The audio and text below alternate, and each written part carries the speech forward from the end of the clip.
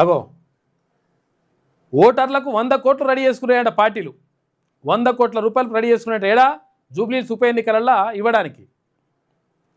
జూబ్లీహిల్స్ ఉప ఎన్నికల్లో పార్టీల పంపిణీ వ్యయం ఖర్చుకు వెనకాడని ప్రధాన పార్టీల అభ్యర్థులు పార్టీ బలహీనంగా ఉన్న చోట రెట్టింపు తాయిలాలు ఇస్తున్నాడ. 10,000 కాదు 20,000 కూడా తీసుకురంటున్నాడు. అట్లా 2 లక్షల మంది ఓటర్ల లక్ష్యంగా నగదు పంపిణీ. ఇంట్లోని మహిళల చేతికే డబ్బు ఇచ్చేలా ఏర్పాట్లు చేస్తున్నట. ఎందుకంటే మగవాళ్ళకి ఇస్తే తాగి మళ్ళీ ఏమన్నా ఓటు వేస్తారో లేదో తెలియదు, కానీ ఆడవాళ్ళకి ఇస్తే బరాబర్ వేస్తారని అనుకుంటారట. తీసుకొని రమ్మా, తీసుకొని కానీ ఎవరికి వేయాలను నిర్ణయించుకోండి, ఎందుకంటే చాలా ఇంపార్టెంట్ అది. తమకు డబ్బులు అందలేదంటూ కొందరి నిరీక్షణ. డబ్బు పంపిణీ చేస్తున్న నేతల వద్ద కూడా వెళ్ళి ఆరాధిస్తున్నట. ఇస్తున్నారా, ఏమవుతుంది, కథ ఏమవుతుంది, మరి మా కాలనీకి రాలేదు, మా బస్తీలో ఇట్లా కనీసం ఇక్కడ పంచలేదని చెప్పేసి అంటురట. కొన్ని చోట్ల అభ్యర్థి ఇచ్చిన డబ్బుతో కోత విధింపు. ఇచ్చిన అభ్యర్థి 10,000 ఇస్తే వీళ్ళు 5,000 ఇస్తున్నట. స్థానిక నాయకుల పనేనని అనుమానాలు వ్యక్తం చేస్తున్నట. 1,00,000 పట్టు చీరలు తెప్పించిన ఓ పార్టీ. అగో 1,00,000 పట్టు చీరలు తెప్పి ఇప్పటి వరకు 50,000 చీరలు పంపిణీ చేసినట్ట. ఇంకా 50,000 మిగిలి ఉన్నాయట.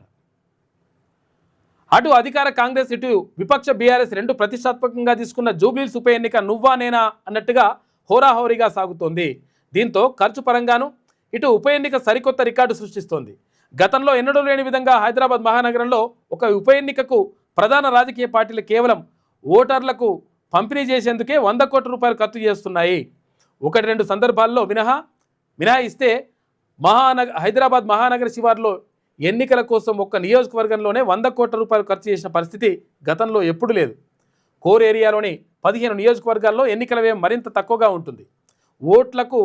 నోట్ల పంపిణీ కూడా పరిమితంగా జరుగుతుంది. కానీ ఈసారి జూబ్లీహిల్స్ ఉప ఎన్నికకు ప్రధాన పార్టీల అభ్యర్థులు పెడుతున్న ఖర్చు అంచనాలకు అందడం లేదంట. ప్రచారం మొదలైనప్పటి నుంచి ప్రస్తుతం జరుగుతున్నటువంటి ప్రచారం వరకు కథా కార్యక్రమం అంతా నడుస్తూ ఉంది. 100 కోట్లు దాటిపోతుందట. పోలింగ్ డే డ్రోన్ల నిఘా. రేపు డ్రోన్లు పెట్టి నిఘా ఏర్పాటు చేస్తారట.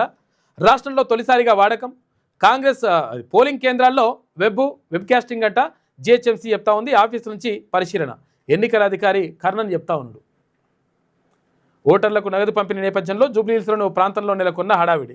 ఇస్తారా, ఏమైతుంది ఇంకా తని రోడ్డు మీదకి వచ్చి లేవడరట పబ్లిక్.